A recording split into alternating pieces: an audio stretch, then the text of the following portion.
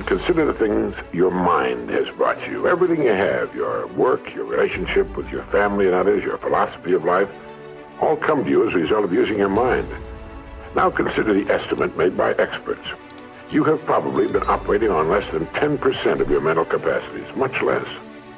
Dr. Herbert Otto, psychologist, educator, and chairman of the National Center for the Exploration of Human Potential, reminds us that many well-known scientists, such as the late Abraham Maslow, Margaret Mead, Gardner Murphy, O. Spurgeon English, and Carl Rogers, subscribe to the hypothesis that man is using a very small fraction of his capacity. Margaret Mead quotes a 6% figure. Herbert Otto writes, "My own estimate is 5% or less." Neurological research at the UCLA Brain Research Institute points to enormous abilities latent in everyone by suggesting an incredible hypothesis. The ultimate creative capacity of the human brain may be, for all practical purposes, they pointed out, infinite. To use the computer analogy, man is a vast storehouse of data, but we have not learned how to program ourselves to utilize these data for problem-solving purposes.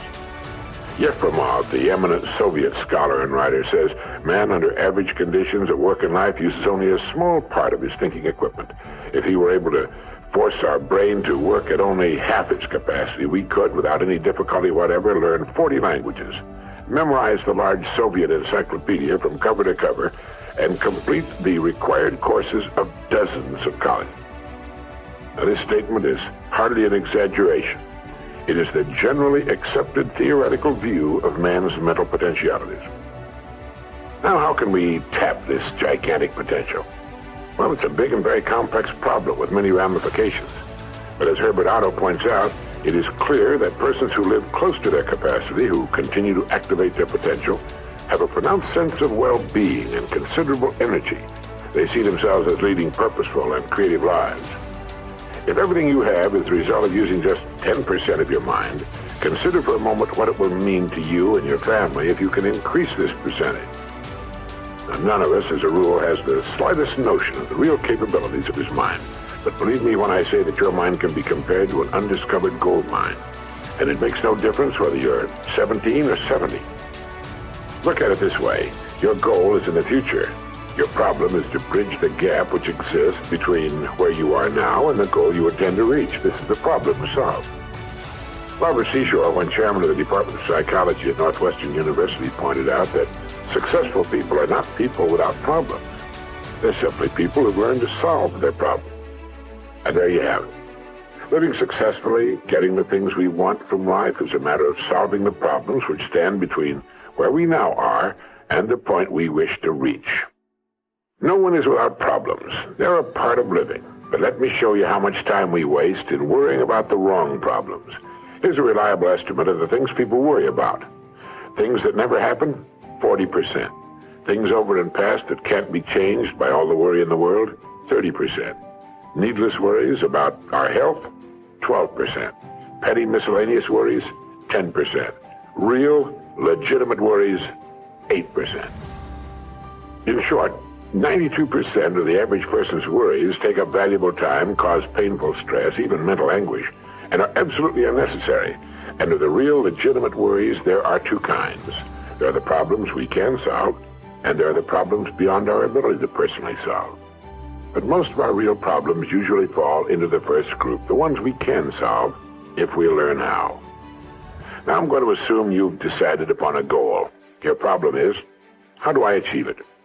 Your goal may be a promotion, a greater income, a beautiful home. It makes little difference what your goal happens to be. But you have your goal, and you know that you will become and you will achieve what you think about. That is, if you stay with it, you will reach your goal. But how? Well, it's right here that your mind comes into play. What is your mind? No one knows for sure. Perhaps the best way to describe it is to quote Pulitzer Prize-winning playwright Archibald MacLeish. In his play, The Secret of Freedom, a character says, "The only thing about a man that is a man is his mind. Everything else you can find in a pig or a horse." That's uncomfortably true. The human mind is the one thing that separates us from the rest of the creatures on Earth. Anything that comes to us in the future will almost certainly come to us as a result of the extent to which we use our minds. And yet it's the last place on earth the average person will turn to for help. In order to reflect just a moment on the human mind, consider what it's accomplished. Human knowledge has advanced more in the past 50 years than in all the preceding 10,000 years of human civilization. Of all the scientists who ever lived, it's estimated that 90% of them are alive today.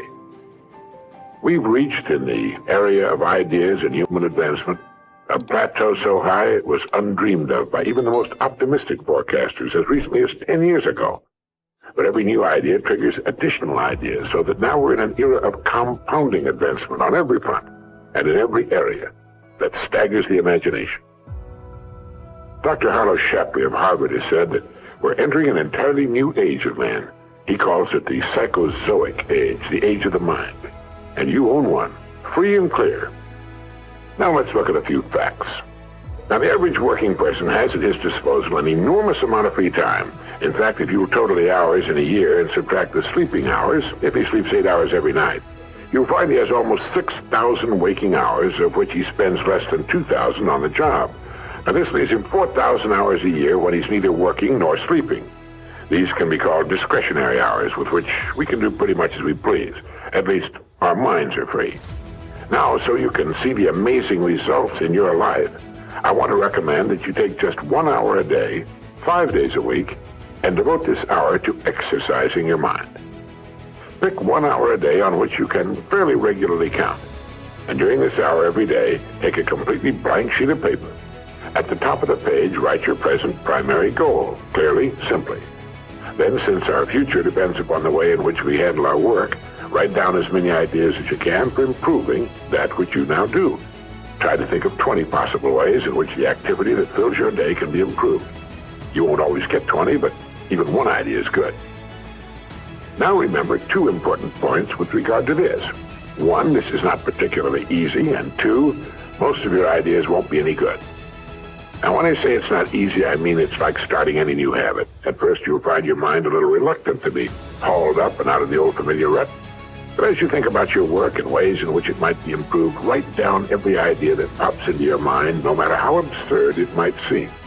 Let me tell you what will happen. Some of your ideas will be good, and worth testing.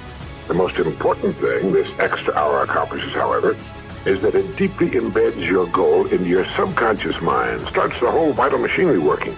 And 20 ideas a day, if you can come up with that many, total 100 a week, even if you don't think on weekends. An hour a day, 5 days a week, totals 260 hours a year, and still leaves you 3,740 hours of free leisure time.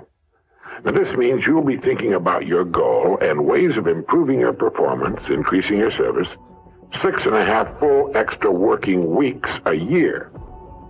6.5 40-hour weeks devoted to thinking and planning. Can you see how easy it is to rise above the so-called competition? And will still leave you with 15 hours a day to spend as you please.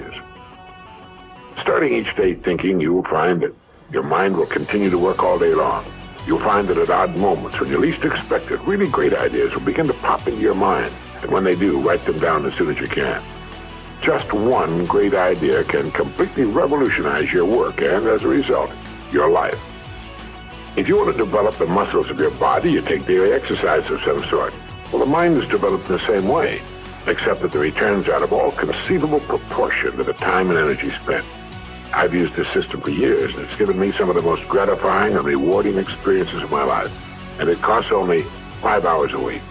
5 hours out of 168. Is it worth it?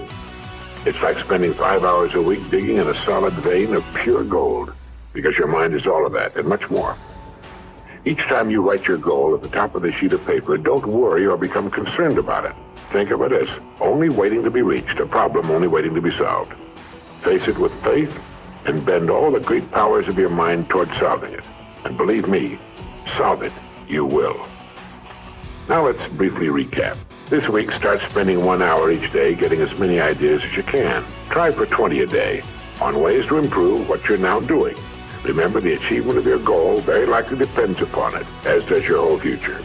2, if everything you now have is the result of using, say, 5 to 10% of your mental abilities, you can imagine what life will be like if you can increase this figure to 20% or more. 3, Successful people are not people without problems. They're simply people who've learned to solve their problems. 4. Don't waste time and energy worrying about needless things.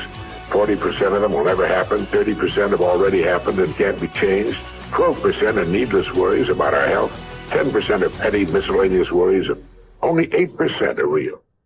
Try to separate the real from the unnecessary and solve those which are within your ability to solve. Last of all, the only thing in the world that can take you to your goals in life is your mind, its effective use, and following through on the good ideas it supplies you. Each of us has a tendency to underestimate his or her own abilities. We should realize that we have, deep within ourselves, a reservoir of great ability, even genius.